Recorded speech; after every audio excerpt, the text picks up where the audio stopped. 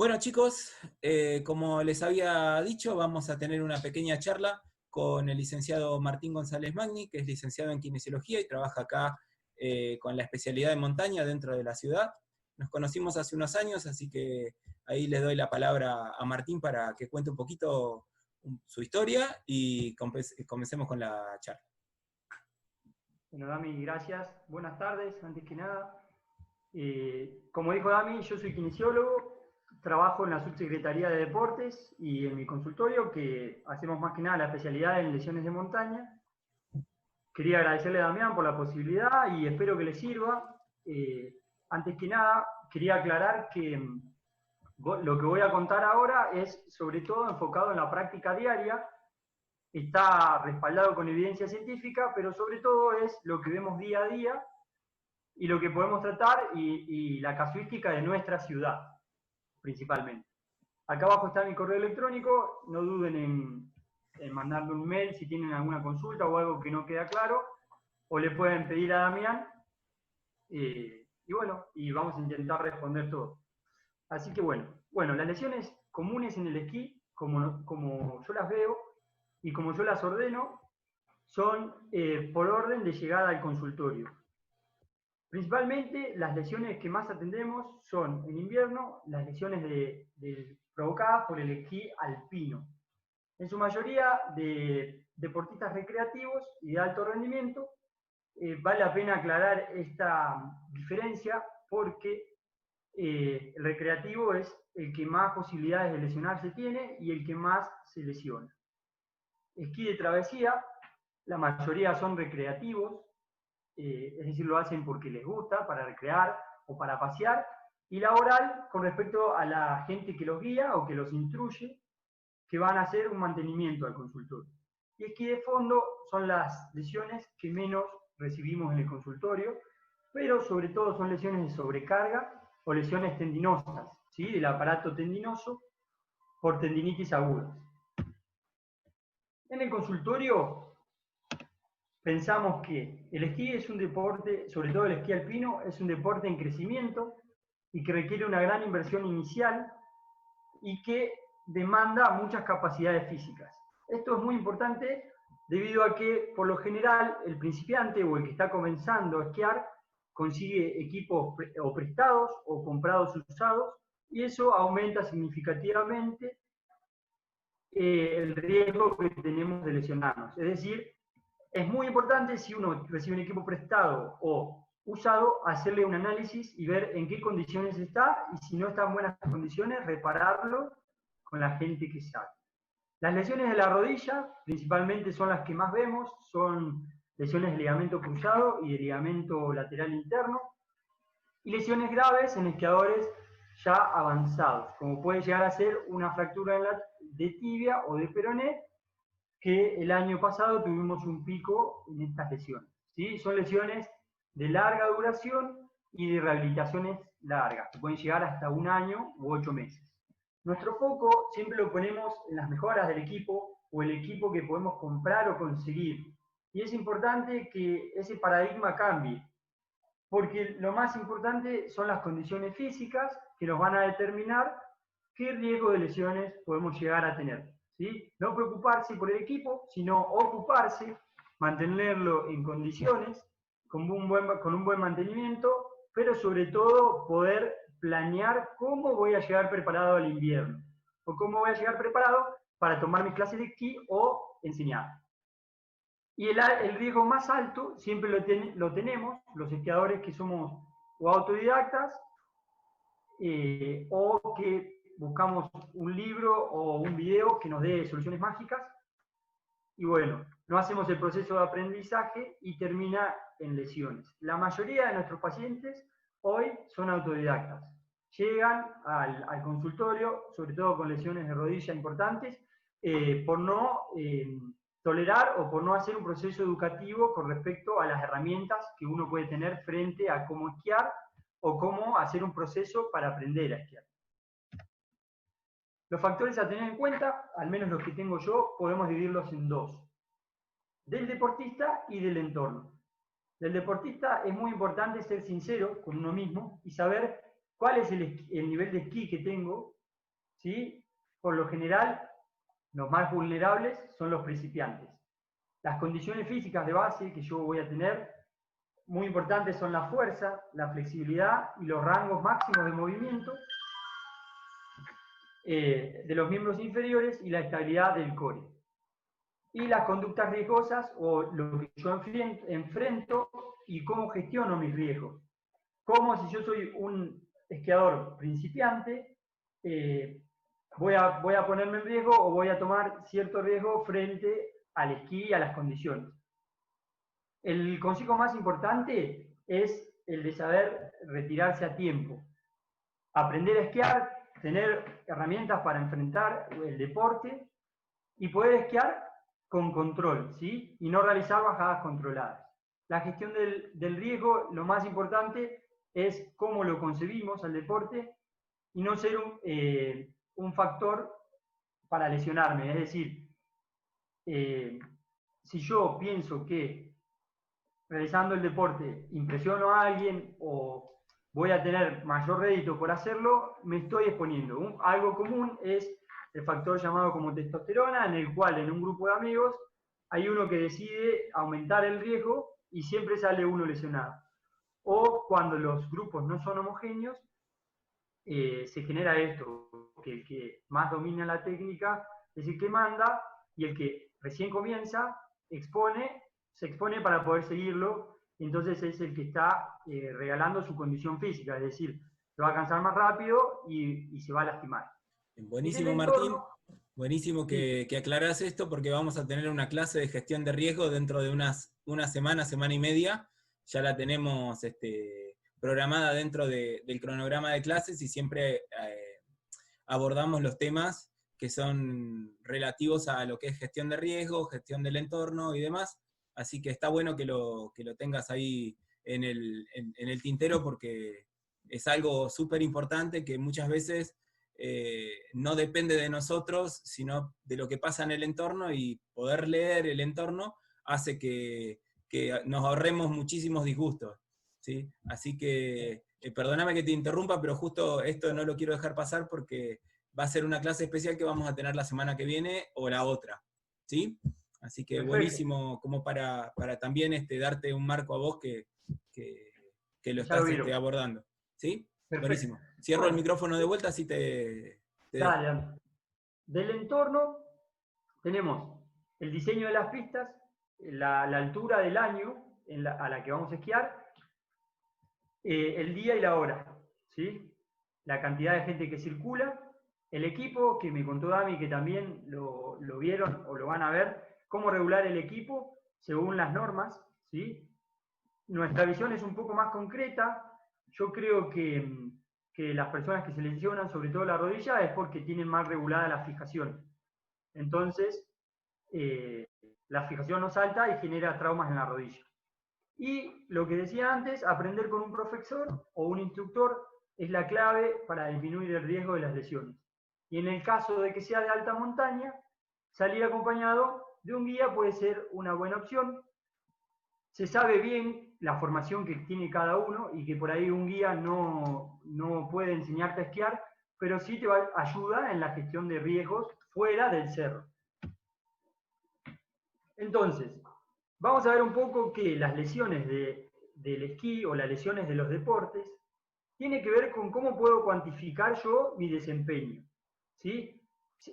Últimamente la kinesiología se nutrió de la educación física para ver dónde estamos parados frente a la prevención de lesiones.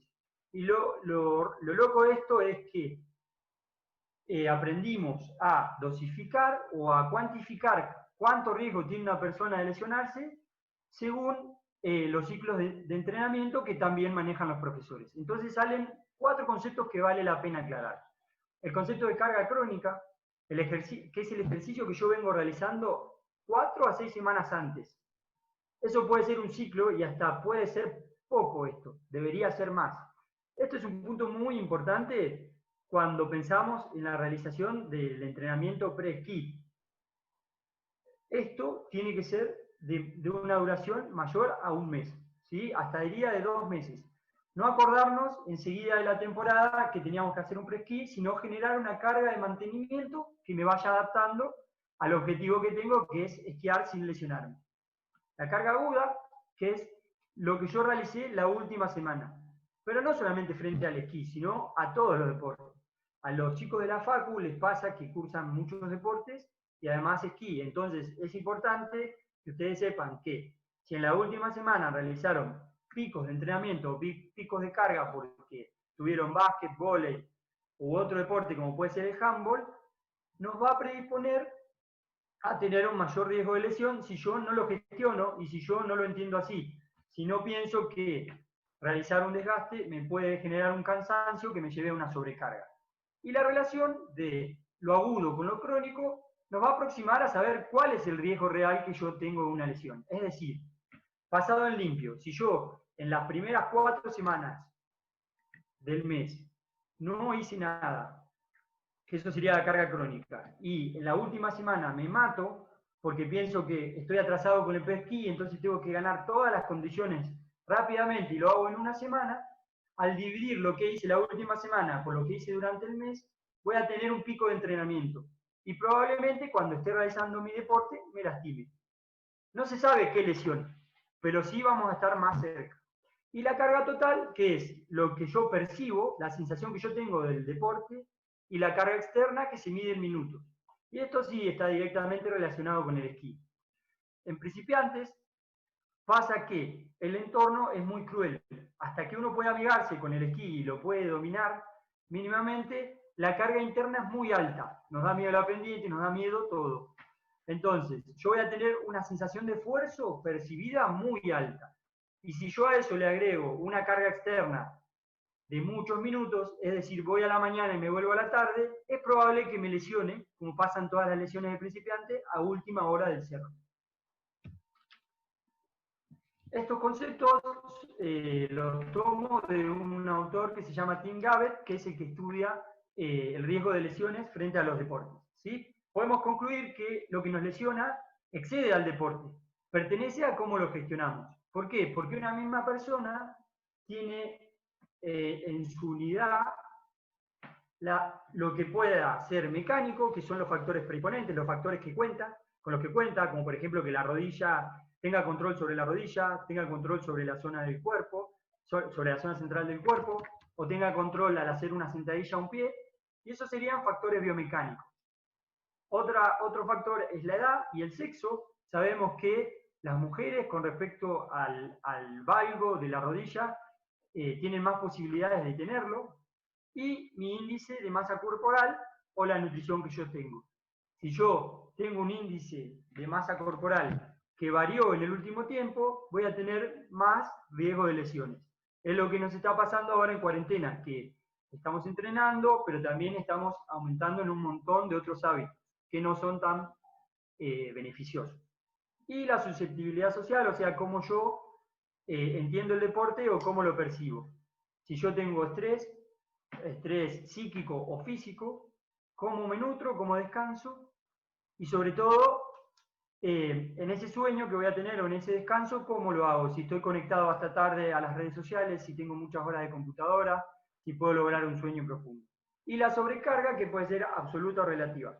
Todas estas pautas yo las doy o hago énfasis como para que no pensemos que lesionarnos depende solo de un movimiento o de tener mala suerte y bueno, me caí, tuve mala suerte, me rompí la rodilla. Eso puede pasar, pero debemos controlar todo lo que sí podemos controlar. Ahora vamos a hablar un poco de lo que son las lesiones. Las que yo recibo en el consultorio son, sobre todo, las lesiones del aparato extensor por sobrecarga, lesiones de ligamento cruzado anterior y posterior, lesiones de ligamento interno y dolores en la tibia. ¿Sí? Esas son las más frecuentes. Pero también existen lesiones del pulgar y lesiones del hombro y fracturas óseas. ¿Sí? El estrés del aparato extensor o el síndrome de fricción o lesiones rotulianas es todo dolor que yo pueda tener alrededor de la rótula. ¿Sí? Estas lesiones van a aumentar en el caso de que yo no dosifique mi entrenamiento. y van a doler más cuando la rodilla está en semiflexión. La rótula es convexa del lado de afuera, o sea, de la cara externa, y de la cara interna tiene forma de V corta. Y el fémur le aporta la superficie opuesta. Y eso se llama articulación femoropatelar. ¿Sí? Cuando yo aumento un estrés o cuando yo pongo mi cuerpo a un estrés mayor del que puedo soportar, la rótula se queja porque aumenta la tensión en este aparato. El movimiento no es armónico, entonces empiezan los chasquidos. Es muy común que a la gente le haga ruido la rótula y no le duela, pero la asociación de dolor y chasquidos me puede hablar de que necesito un tratamiento o al menos necesito regular lo que estoy haciendo. Y si no estoy haciendo nada, por ahí activarme. Algo a tener en cuenta es el aparato tendinoso, que necesita cargas adaptativas y cargas moderadas. No puedo hacer picos de estrés porque, como todos sabemos, los tendones tienen una irrigación y los músculos otra irrigación y las adaptaciones son distintas. Entonces, para evitar sobrecargas del aparato extensor, hay que dosificarse y planificarse. Son más comunes en menores de 40, son más comunes en mujeres y en personas activas por sobreuso. Acá también cuenta cómo yo me entreno. Si yo entreno a mis cuádriceps o a mis músculos de una manera concéntrica o excéntrica, y luego voy a hacer un deporte que me demanda mucha isometría, es decir, mantener un músculo en una misma posición durante mucho tiempo. Está el fenómeno de adaptabilidad que nos va a llevar a que podamos, entre medio de algo que hacemos o un estímulo que tenemos y el deporte que queremos hacer, que nos dé un síndrome de estrés. ¿Sí? Y es muy factorial. Se abarca desde la cadera, desde la rodilla y desde el tobillo. Porque como todos sabemos, la rótula es un hueso flotante y se lastima por los músculos que lo guían. Entonces, es muy importante tener en cuenta la estabilidad de la cadera, la alteración de los movimientos del tronco y de la pelvis, del pie, del tobillo y del dedo gordo. Y esto es un poco más de lo mismo que hablamos, que puede ser cuando se altera la cinemática o cuando está elevada la rótula, voy a comenzar a lastimar mi articulación y eso va a ser doloroso. Son los dolores que pensamos que se van a pasar y no se pasan y terminan siendo invalidantes, pero que a la vez la resolución no requiere ni de una intervención quirúrgica, solo requiere de una línea de trabajo. Bueno, eso con la... No sé, Dami, si va quedando claro eso. Vamos bien alineados con lo que venimos trabajando con los chicos. Acá en la cátedra lo que planteamos fue desde la parte de trabajo práctico y la ejecución de lo que es después el aprendizaje del esquí, no dejar de lado, o sea, no compartimentar solamente el hecho de, bueno, vamos al cerro a aprender a esquiar, técnicas, herramientas y demás, sino que también tener una visión más global de la persona que va a ir al cerro, ¿sí? Y ver de qué manera, entre comillas, podemos ir ayudando a favorecer el aprendizaje desde una construcción gradual o desde una visión más constructivista, de decir, bueno, abarcamos varias ramas de lo que sería la construcción del deportista, si vale la palabra construcción, no me gusta mucho, pero no encuentro otra en este momento, ¿sí? Perfecto, de la conformación desde qué podemos hacer, por ejemplo, si vamos con los chicos de la escuela, ponemos un ejemplo de esquí escolar, que son chicos de quinto grado, bueno, ¿qué podemos hacer desde la educación física de la escuela para favorecer el aprendizaje después en pista? No solo ejercicios de transferencia, sino desde detección, desde, no sé, cuestiones que tengan que ver con la detección de alteraciones de patrones de movimiento, de si algo no veo que está del todo bien, como marcabas vos, el tema de los ángulos Q, de cómo están parados los chicos, de cómo pisan, si el dedo gordo funciona, si el arco del pie está formado, si la bóveda plantar es concreta, porque eso es lo que hace un profe de educación física, es mirar y claro. no solo darle los ejercicios. Y si nosotros podemos lograr encontrar el nexo entre lo que yo puedo hacer previo para armar este pre-esquí, si se permite hacer un pre-esquí, desde la escuela, desde el patio de la escuela, para favorecer el aprendizaje y después que esa persona no solo aprenda más fácil o que adquiera los movimientos de una forma más sencilla, sino que también le favorezcamos mejorarle el techo, ¿no? No tener el techo tan bajo, sino que también proyectemos un poco más y que rinda también a nivel físico, ¿sí? Porque también es eso. Soy súper hábil, agarro al toque lo que vos me decís, pero me está costando un montón y al final del día tengo dolores o tengo dificultades o al otro día siento cuestiones que tengan que ver más con un esfuerzo y no con la práctica del deporte. Entonces, esto que vos hablás de saber retirarse a tiempo, de la gestión del cansancio, es muy importante porque también, más allá de la cursada de que tenemos que cumplir con las horas, lo tenemos en cuenta, ¿sí? Nosotros vamos a estar esquiando y te veo y te digo, hasta acá llegaste, Martín, porque estás cansado o no estás pudiendo anticiparte al terreno, no estás pudiendo recuperarte más rápido o estás incurriendo en errores o ciertas actitudes que son recurrentes y que tienen que ver con un error mecánico de que ya estoy cansado, ¿sí? Por una cuestión de fatiga. Entonces, está buenísimo que lo tratemos desde el lado kinesiológico, que es lo que vos ves desde el otro lado, de la gente que ya llega con un problema. ¿Eh? Yo creo que la forma de evaluarla es muy parecida entre un kinesiólogo y un profe, porque las pruebas que usamos son las mismas. Lo que pasa es que, bueno, como decís vos, cuando llega a kinesiología ya es tarde para pensar en prevención, porque esa persona, si se lastima el ligamento cruzado, ya está. Si tiene la rodilla inestable, se tiene que operar y tiene que hacer una rehabilitación. Y saber tener herramientas como para pensar en que hacemos el deporte, pero a la vez lo hacemos de una manera tan seria que intentamos disminuir ese riesgo de lesiones, porque es mejor que sea así, ¿no? Claramente. Y otra cosa que me olvidé de decir hoy es de que uno cuando piensa en la carga o en el estrés que le da a un deportista, todos nos olvidamos muchas veces de la carga educativa que tiene que recibir el deportista o el profe o la persona a la que estoy enseñándole el esquí, que es importante de que sepa por qué se tiene que retirar a tiempo. De que no es porque yo lo digo, es porque está comprobado que una persona fatigada vuelve al patrón incorrecto o al patrón que le sirve o que le sale fácil. Y muchas veces, en el caso de un valgo dinámico o un ángulo, es lo que nos lastima. Entonces, si te vas antes, disfrutás más y sos más constante. Claro, nosotros tenemos ahí también vos tenés tus estadísticas y las mías que llevo a lo largo de este año, de estos años de enseñanza, es que las lesiones, sea cual fuera, ¿sí? Se dan en la primera bajada o en la última.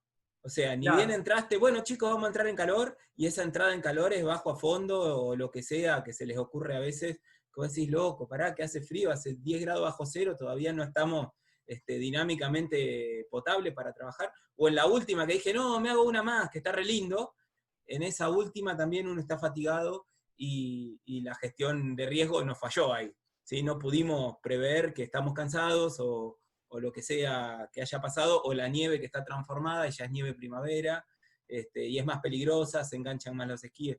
Entonces, todo esto, o sea, vos tenés por suerte un registro de números, ¿sí? que llevan una estadística con números y con respaldo, y nosotros capaz que tenemos esta percepción, ¿no? de lo que pasa año a año y que siempre es lo mismo, siempre es en la primera bajada o en la última.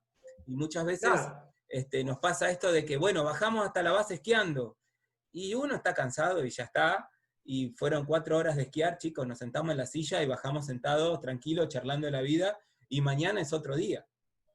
¿Entendés? Entonces es súper súper válido todo esto que estás contando.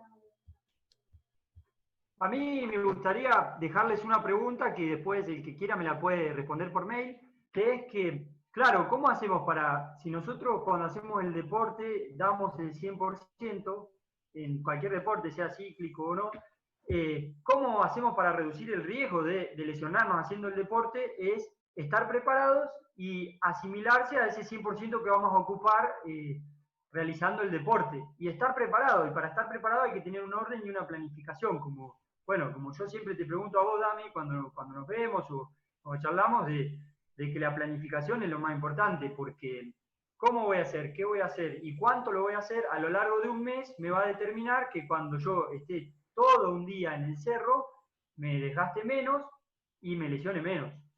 Claro, tal cual. Efectivamente, o sea, la idea de mantener una planificación concreta, de punta a punta, ¿no? Desde previo a esquiar, desde cuando estoy esquiando también, tenemos que calcular la carga, el tiempo que estamos ejerciendo presión sobre el cuerpo, la cantidad de veces que vamos en la semana, la cantidad de horas que vamos en la semana, todo eso hace un volumen de trabajo que genera un desgaste general, y a la larga llegamos a fin de temporada con lo último, ¿no? Más que estas temporadas que tenemos nosotros son más bien cortas, pero intensas, ¿sí? Porque los días de esquí son largos, no son días de 6 horas, no, muchas veces son días de 8, que está la montaña abierta, y hay gente que va a las 9 de la mañana y se va a las 5 de la tarde. Claro, Tiene que ver por ese lado. Bueno, te dejo claro, seguir, Martín, dale. porque te Si corté. uno sabe que va a esquiar 8 horas, tiene que lograr en los meses anteriores prepararse para esquiar 8 horas. Ese sería como un poco el concepto de cuánto dura el pre-esquí, depende del objetivo que vos tengas. Bueno, la siguiente lesión de la que vamos a hablar, o de la siguiente estructura, es el ligamento lateral interno. Es un ligamento que tiene dos haces, uno superficial y uno interno o profundo. Está en contacto con la cápsula y el menisco por adentro, o sea, hacia la articulación, y hacia afuera, el ligamento externo limita el valgo, ¿sí? Es decir, el valgo dinámico, que es lo que ustedes ya estudiaron, que es que cuando el pie está fijo, la rodilla se va hacia adentro, o sea, hace una letra L. El ligamento lateral interno es una estructura que al lesionarse o al distenderse, pocas veces llega a operarse, pero es muy invalidante. Duele mucho y hace que la rodilla pierda estructura o pierda estabilidad. Por eso las personas que se lastiman el ligamento lateral interno piensan que tienen una lesión gravísima. La realidad es que la lesión es grave y el 80% o 90% no llega a la operación, se hace un tratamiento conservador con un inmovilizador si lo requiere o con kinesiología en el caso de que sea moderada o leve. Esta lesión se genera por caídas, sobre todo cuando el esquí no salta o cuando uno de los cantos se engancha y el cuerpo sigue una dirección lineal, entonces se genera el valgo que lastima el ligamento. Los grados son 3 y es: el primero genera dolor, pero no pérdida de estabilidad. El segundo, dolor a la palpación y un desgarro. Son lesiones ya que empiezan a ser inestables. Y el tercero es una ruptura completa y dolor al generar el valgo de la rodilla, al estresar la rodilla. El tratamiento, en 21 días se puede estimar que el ligamento va a estar pegado y va a generar estabilidad, sobre todo en los movimientos anteroposteriores, pero puede seguir dando positivo con la maniobra de provocación, y también puede seguir generando dolor hasta 3 meses después. ¿Sí? Una lesión del ligamento interno a mitad de temporada probablemente haga que perdamos el resto de la temporada, salvo que sea leve. Al hablar del ligamento cruzado anterior, es importante distinguirlo del ligamento lateral interno, porque el ligamento cruzado anterior, cuando se rompe, no siempre genera inestabilidad en la rodilla. Es decir, es una lesión grave que puede o no generar inestabilidad. Pero el ligamento lateral interno, la mayoría de las veces, va a presentar inestabilidad. Este es un recuento de las lesiones que yo he tratado o de las personas que yo he rehabilitado en mi consultorio desde el 2004. ¿Sí? Si vemos, van en aumento. Del 2004 al 2015 se duplican. Lo mismo pasa del 2016 al 2017. En el 2018 baja. Y en el 2020 no lo sabemos porque todavía estamos con esto de si abre o no abre el cerro, pero es probable de que sea un año de una preparación física baja, por ende de lesiones altas. ¿Sí? El ligamento lateral interno lo he rehabilitado en menor medida, en una proporción de 5:1.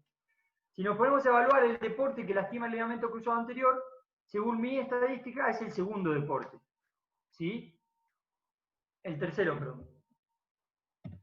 El fútbol es el primero, el handball también lastima, ¿sí? Y el esquí viene en tercer lugar cómodo.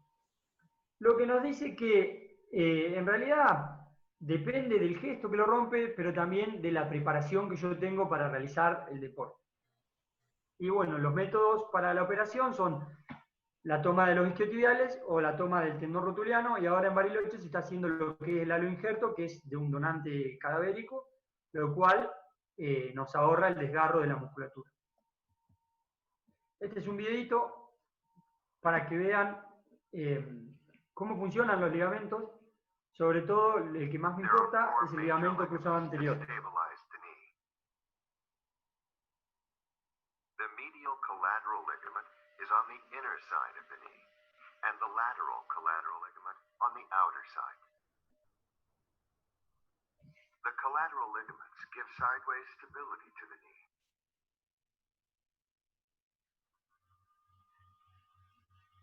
Two ligaments cross in the center of the knee. They are called the cruciate ligaments. The ligament toward the front is the anterior cruciate ligament, or ACL, and the one towards the back is the posterior cruciate ligament.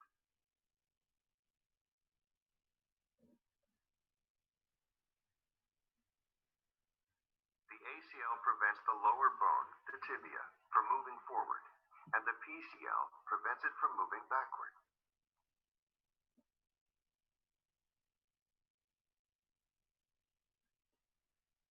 If the ACL tears, the tibia can move forward too much, and the knee can be unstable. The knee in which the ACL is torn tends to give out when pivoting or quickly changing direction. To correct this instability, a new ACL can be made. Bueno, lo que yo quería mostrar un poco en este video es cuál es la función de los ligamentos. Los ligamentos laterales estabilizan los valgos y de manera lateral, y el ligamento cruzado anterior y posterior son estructuras que siempre tienen tensión y que evitan, sobre todo el cruzado anterior, que la tibia siga su traslación hacia adelante. ¿Qué pasa? Si no tenemos el ligamento cruzado anterior, nos queda solo la musculatura. En ese caso, los isquiotibiales se empezarían a solicitar más. Es por eso que cuando hay inestabilidad, los deportistas deciden operarse o readecúan sus actividades, ¿sí? Y es importante saber que la lesión del ligamento cruzado posterior no es una lesión propia del esquí de pista, sino más bien del esquí de travesía, en el cual esquiando el esquí y la bota queda atrapada, como puede ser en un tronco, y el cuerpo sigue una trayectoria lineal. Similar a lo que pasa con los accidentes de tránsito de anterior a posterior, y el ligamento cruzado posterior generalmente no se opera. ¿Cuál es el gesto que provoca la lesión del cruzado anterior? La flexión de la rodilla y el valgo o la hiperextensión.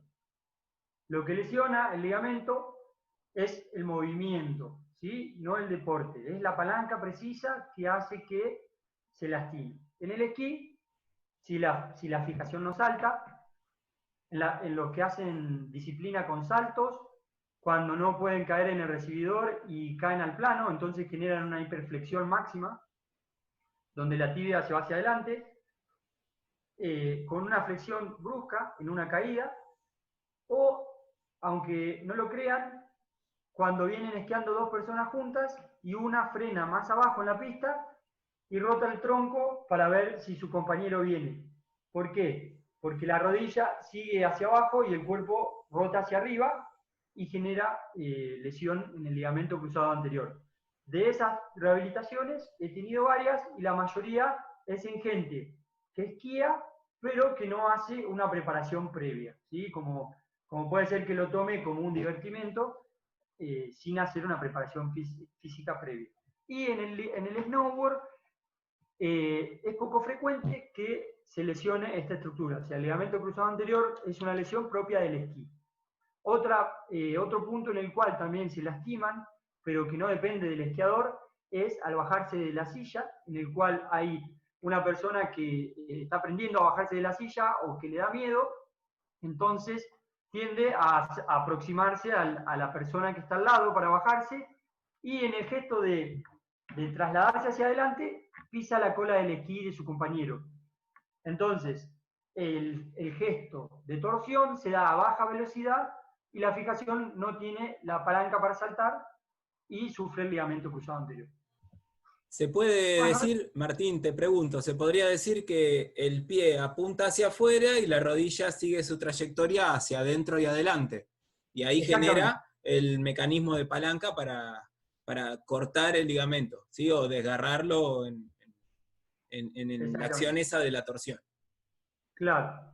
Entonces, bueno, eso es súper importante porque todo va a depender, si llega al acto quirúrgico o no, de cómo sienta la persona esa rodilla con el ligamento cruzado roto. Es decir, si la rodilla está inestable, tiene indicación quirúrgica. Y si no, puede probar con preparación física y con kinesiología, ¿sí? Bueno, en esta foto es de un colega mío que me las prestó. Yo solo quería mostrarles, justo tuvo la suerte de que había un fotógrafo y se cayó y le sacaron la de caída, ¿sí? ¿Qué pasa acá? Venía esquiando controlado y pierde, deja de presionar el esquí, entonces cae.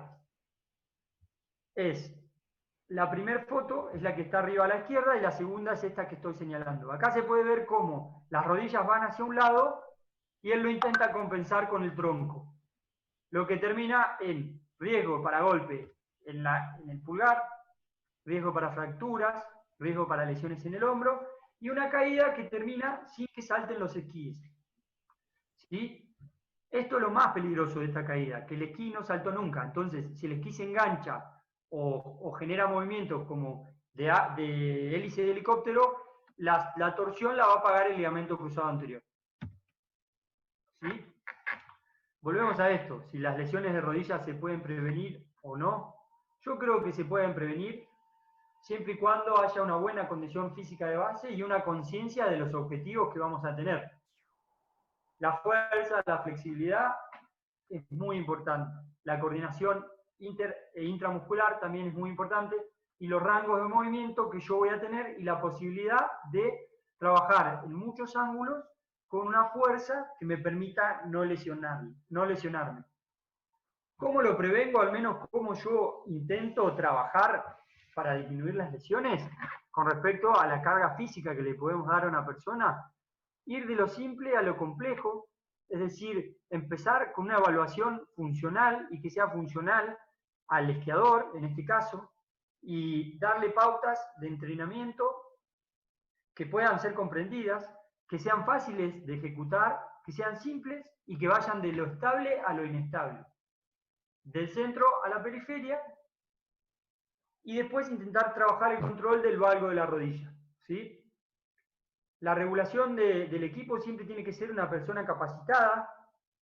Es preferible gastar un poco de plata y llevárselo a alguien que la tenga clara con esto y no intentar ser autodidacta, que después nos puede salir mucho más caro, ¿sí? Lo mismo que el mantenimiento del equipo, o pedirle consejos a Dami, que yo hago eso, le pido consejos a él, y él me va diciendo cómo acomodar el equipo o a quién llevarlo en caso de que no lo pueda resolver. Retirarme a tiempo, gestionar la fatiga que tengo, eso es el concepto de carga educativa, de que la persona tiene que saber que está muy bien, que puede hacer una sentadilla en un pie, que le va a disminuir su riesgo, pero que si está cansado se tiene que ir, porque poder hacer una sentadilla bien no es un indicativo de que no vaya a estar cansado y se vaya a lastimar. Y gestionar la relación entre las horas que yo le dedico al esquí y lo que hago por fuera del esquí. Sobre todo en ustedes, que son estudiantes de educación física y tienen muchas materias en las cuales la demanda corporal es alta. Acá van unos ejemplos de cómo progresaría yo para trabajar el core. ¿Sí? Esto sería lo último que haría. La máxima inestabilidad, lo más difícil. ¿Sí? Lo que usamos nosotros es aprender o enseñarle a la persona que pueda ajustar su centro del cuerpo. Y mediante eso poder realizar una progresión en tablas frontales o laterales y en ejercicios con un poquito más de demanda. Y una progresión lógica de miembros inferiores, ir de la isometría hacia una correcta técnica y luego a la ejecución de los ejercicios inestables, ¿sí? Acá vale la pena aclarar de que si el deporte que yo hago predomina la carga de isometría, bueno, tengo que entrenarla, no porque haya una moda de evaluar a todos con una sentadilla en un pie o realmente sea efectivo, solo tengo que entrenar haciendo sentadillas en un pie o ejercicios súper complejos en plataformas inestables. Hay que ir siempre de lo más fácil a lo más complejo. Bueno, estas empiezan a ser las últimas diapositivas. El pulgar del esquiador y la muñeca del snowboarder serían el tercero y cuarto motivo de consulta, ¿sí? Se dan por caídas que generan un bostezo en un ligamento, pero en realidad dañan todas las estructuras, dañan los músculos del antebrazo que llegan al dedo pulgar y los músculos cortos que mueven, o los músculos motores del pulgar, ¿sí? El consejo que yo les puedo dar es que si tienen un golpe en el pulgar, como se ve en esta filmina, no se queden en la cabeza con que fue solamente un golpe, ¿sí? Puedan ir al médico si tienen dolor o puedan consultarle a una persona que esté experimentada o que tenga más años en el esquí, que seguramente le ha pasado esto y puedan llegar a ver un médico o preguntar para hacerse una placa para descartar una fractura o para descartar si no necesitan una inmovilización mayor, como puede ser un yeso si el bostezo es muy grande, ¿sí? Pero principalmente el mecanismo de lesión es el que se ve en la foto y el ligamento que se rompe es el colateral cubital. En otra medida tenemos las luxaciones de hombro y las fracturas de clavícula, que sí o sí hay un alto impacto y hay una pérdida de control y un golpe, ¿sí? En el caso de la luxación es con el brazo elevado o en abducción, que se llama, y en el caso de la clavícula es con el brazo pegado al cuerpo y un golpe directo en el hombro. La tendencia actual de la medicina es que si la persona es deportista y joven y tuvo un episodio de luxación, lo mejor es operarse para tener a largo plazo conservación de la estructura ósea del hombro, ¿sí? Que no se siga saliendo y rompiendo la articulación, ¿sí? Y por último, las periostitis, por tiempo de uso de la bota, por la presión que genera la bota en la tibia, principalmente en el esquí, pero lo puse a esto porque es muy importante que si yo tengo un dolor en la tibia, lo trate rápidamente. Lo comente, se lo comente a mi profesor y seguramente, como decía lo del pulgar, el profesor que está a cargo va a tener un poco más de educación al respecto y más tiempo realizando la práctica del esquí y vamos a poder ver que muchas veces no habla solamente de la fricción de la bota, ¿sí? Está descrito que cuando uno empieza a tener un dolor en la tibia, que se llama periostitis, que es la inflamación de la parte de afuera del hueso, la cortical, ¿sí? No de la estructura, sino de lo que le da firmeza al hueso, que es la parte externa, me está hablando de que por ahí lo que yo tengo es un principio o un indicador de sobreentrenamiento, ¿sí? Porque me preparé corriendo y después esquié, o porque hice mucho y en realidad después la demanda deportiva es otra, o porque estoy teniendo un déficit en mi recuperación, ¿sí? Acá, Martín, también te puedo sumar un par de cositas con respecto a la periostitis, que nos ha pasado también. Esta inflamación en el periósteo se da también por la incapacidad o el déficit a la hora de amortiguar en la marcha o en la carrera, por una mala mecánica. Una mecánica deficiente de carrera hace que la vibración, en vez de absorberla por justamente los músculos encargados de hacer esto, de disipar energía para proyectarme hacia adelante, sean los gemelos y sean los isquios, la absorbe el tejido óseo en este caso, y el periósteo se empieza a inflamar por una cuestión de mala mecánica. Entonces muchas veces Claro, hay gente que tiene una capacidad aeróbica bárbara y tiene mucha fuerza y trabaja un montón y corre mucho, y después esa carga, como lo veníamos hablando de la preparación previa, hace que cuando te pongas una bota de esquí y la presiones, se sienta muy incómoda y hasta con pinchazos, o sea, la periostitis se siente como un dolor inhabilitante, ¿sí? O sea, duele al pisar básicamente, y esto está bueno explicárselo a los chicos porque muchas veces pensamos que es un golpe, o que haciendo alguna otra actividad nos golpeamos, y muchas veces por sobreuso, ¿sí? O claro. por una cuestión de malos hábitos a la hora de correr, o de saltar mucho. Hemos tenido en el Muni muchos chicos que han tenido dolores en la cara anterior, de la pierna, en la tibia, en la parte rotuliana, por estar saltando tanto tiempo sobre el asfalto, sobre la cancha de cemento, ¿sí? Que no ayudaba mucho. Y eso después se ve reflejado a la hora de hacer otra actividad. En este caso el esquí, con la bota que presiona muchísimo todos los músculos que sirven para amortiguar, al final termina pagando la tibia, que no tiene nada que ver, y ese dolor no es porque la bota me roza solamente, sino que justamente tiene que ver con una sobrecarga general.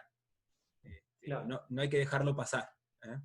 Claro, sí, no hay que dejarlo pasar y volvemos a lo mismo que explicábamos hoy temprano, o al principio, es que ya no podemos concebirnos como que solamente hay una causa para tener una lesión. Es decir, yo tengo la parte mecánica, que es lo que vos explicaste muy bien, la parte metabólica y la parte psíquica, y cómo yo siento al deporte o lo que estoy haciendo, y cómo yo me estoy exigiendo. Entonces, todas esas cosas, como bien dijo Dami, hay que contemplarlas y no puede quedar en me golpeé o es la bota, ¿sí? Porque está comprobado que las lesiones tibiales nos hablan de cómo nos estamos recuperando del esfuerzo que damos, ya sea un salto o sea muchas horas de esquí. Entonces yo tengo que pensar en mis hábitos cuando tengo una lesión en la tibia. Tengo que pensar si tengo el sueño que necesito y el tiempo de recreación que necesito, si estoy teniendo mal humor, si tengo un cansancio permanente y no me recupero, si estoy cada vez más intolerante o irritable, si se me cae el pelo, si tengo expresiones de cansancio, si no puedo dormir, ¿sí? O si tomo alguna medicación que se pueda asociar con este dolor. ¿Por qué todos estos puntos son importantes? Porque nos dice el estado en el cual yo estoy, si estoy muy cansado y si me estoy recuperando. En los hombres, como dijo Damián, se da principalmente por un aumento en los estímulos de entrenamiento. No sé por qué los hombres pensamos que mientras más nos entrenamos es mejor. Y está demostrado que es todo lo contrario, pero una cosa es saberlo y otra cosa es poder hacerlo. En las mujeres tengo que pensar, además de si tengo muchos estímulos de entrenamiento, cómo estoy metabólicamente, por decirlo de alguna manera, ¿sí? Nos ha pasado muchas veces en la Secretaría de Deportes, cuando trabajaba con Dami, o en el consultorio, que mujeres jóvenes consultan por un dolor tibial que se diagnostica como periostitis, pero luego al empezar a indagar nos damos cuenta de que son irregulares en su periodo menstrual o que tienen lo que se llama amenorreas, que es cuando no se concibe el periodo menstrual. ¿Eso qué va a hacer? Aunque parezca algo que no tiene nada que ver, tiene mucho que ver, porque al entrenar estimulamos el metabolismo y el ciclo menstrual regula el metabolismo. Entonces, hay un desequilibrio entre los estrógenos y el hueso, el calcio que se deposita y lo que la tibia puede soportar. Entonces, termina doliendo la tibia, pero no es algo que yo vaya a mejorar si dejo de esquiar, o no va a ser algo que yo voy a mejorar si dejo de entrenar. Lo voy a mejorar en tanto y en cuanto encuentre mi carga óptima y vaya a ver a mi ginecólogo. Entonces, esto es como para tener en cuenta de que somos individuos complejos y que no hay que minimizar en el caso de que las mujeres tengan un dolor de tibia, o que cualquier persona tenga un dolor de tibia, porque la periostitis puede terminar en una fractura por estrés, que son fracturas que son muy invalidantes, como decía Damián, en la cual también no es una luxación, no es una fractura común, pero van a perder muchos días de esquí o de clases. Y lo más importante es un tema que ahora está en auge, que es el entrenamiento invisible. ¿Cómo puedo mejorar mis hábitos? Sobre todo en el periodo actual que tenemos, que es cuarentena, que tenemos muchas horas de compu y el sueño un poco cambiado. ¿Cómo lo puedo cambiar para prepararme siempre que esté sometido a un estrés o a una actividad que vaya a modificar mi metabolismo? ¿Sí? Bueno, un poco para cerrar, cuando hablo con Dami siempre surgen un montón de preguntas que nos ayudan a mejorar y a estudiar y a buscar respuestas. Estas eran las preguntas que yo quería responder al darles esta charla. Los invito a que si hay algo que no respondí o algo que quieren saber, se lo hagan llegar a Dami o me manden un mail. Y bueno, al hacer un repaso, me parece que el segmento del cuerpo donde se localizan las lesiones más frecuentes, en mi caso, en mi práctica diaria del esquí, son las rodillas, ¿sí? Solo el esquí alpino, el ligamento interno, pero sobre todo el ligamento cruzado anterior. O la triada de ligamento interno, ligamento cruzado anterior y menisco. ¿Son agudas? Sí, son agudas en el mecanismo de producción. Pero también hay algunas que son por sobreuso y por acumulación. Entonces, podemos decir que más que agudas o por sobreuso, las más frecuentes son reactivas, ¿sí? Un ejemplo claro es el tendón rotuliano, que duele porque no estoy preparado para la actividad que estoy haciendo. ¿En qué momento de la actividad se da más frecuentemente? Lo dijo muy bien Dami en la primera bajada o en la última. Cuando no evalúo el entorno, cuando me bajo de la aerosilla y sin querer me pisan el esquí y me caigo a baja velocidad, sin hablar de los accidentes que puede haber, como puede ser de que me atropelle un snowboarder, que es bastante común, y también rompe el cruzado, porque todo el mecanismo de lesión es lo mismo. La rodilla se va hacia adentro y el pie sigue su curso fijo y lastima. Pero sobre todo quedarse con eso, de que es cuando yo pienso que me tengo que ir y digo, hago una bajadita más, en ese momento es donde me lastimo. ¿Qué trabajo podemos hacer como profe de forma preventiva? Yo creo que la kinesiología y la preparación física o los profesores de educación física tenemos herramientas muy parecidas y pruebas de evaluación que son muy parecidas. Entonces me parece que lo más importante es el trabajo en conjunto, ver al esquiador en conjunto, cada uno poner su punto de vista o verse como persona, consultarle a los que saben. Hay dos formas de saber, una es leyendo artículos científicos y otra es preguntándole a los más viejos que esquían hace más tiempo, que siempre están dispuestos a compartir información, a los profes. ¿Y qué tenemos que hacer? Trabajar de lo simple a lo complejo, como puede ser aprender a hacer una sentadilla para luego complejizarla, y de lo estable a lo inestable, es decir, primero en el piso y después en equilibrio en un bosu que genere propiocepción y inestabilidad. Y lo más importante es tener una carga física adecuada, pero también una carga teórica adecuada. ¿Sí? Me quedo con esto, con que el trabajo para la prevención de lesiones no es de nadie y es de todos, que lo tenemos que hacer en conjunto, en equipo, y de que la carga óptima es lo que no nos lastima. Cuando estoy por debajo de mi entrenamiento o por debajo de la carga óptima o por encima, estoy aumentando mi riesgo de lesión. ¿Por qué? Porque empieza a pasar que lo que hago en la última semana no se corresponde con lo que vengo haciendo a lo largo de los meses anteriores. Y eso aumenta el riesgo de lesiones. Nada, esa era la última filmina. Agradecerle a Dami, que siempre es un placer trabajar con él y aprendo mucho. Y cualquier duda, estoy para ayudarles. Buenísimo, Martín, gracias por la oportunidad. Siempre, todos los años, tratamos de repetir un encuentro con con Esquí 1, o sea, con ustedes chicos que están empezando en esto, y sacarse las dudas o los fantasmas con un kinesiólogo que trabaja sobre esto, porque muchas veces vemos estas lesiones que parecen cinematográficas, ¿no? Donde explotan los esquíes, vuelan por todos lados, todo, y al final esa lesión, ese golpe capaz que no es tan grave como un golpe a baja velocidad donde el esquí no saltó.